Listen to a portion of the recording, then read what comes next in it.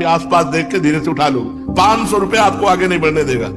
अगर 10-20 नोट 500 के पड़े हो और आसपास कोई हो ना, और आपको फिर उनको क्रॉस करना हो, निकल जाना हो वहां से, फिर आपकी परीक्षा होगी कि आप कितने बहादुर हो, कि आप उनको रौंदते हुए निकल जाओ। उनका कोई महत्व ना हो, जैसे रद्दी कागज ऐसे तुम्हें, लेकिन ऐसा नहीं होगा। अगर एक कदम चलोगे, पीछे 500 का नोट है, आगे 2-4 नोट पड़े हैं, तो आसपास पहले दृष्टि जाएगी, कोई देख तो नहीं रहा है, फिर धीरे से उठा लेंगे। भले हम वो कहीं दान पेटी में डाल दें, लेकिन उठा जरूर लेंगे। क्यों उठा लिए? क्योंकि महत्व है, धन में महत्व है, भोगों में महत्व है। तो ये कहने की बात अलग है कि अरे भाई हमें स्वर्ग के सुख नहीं चाहिए, हमें मोक्ष नहीं चाहिए, हमें प्रेम चाहिए।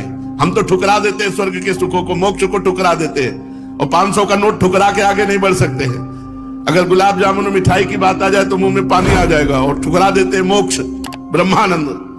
ये सब कहने की बातें हैं। स्वर्ग के दिव्य दिव्य भोगों को ठुकरा सके ऐसा भगवत प्रेमी महात्मा ही केवल होता है।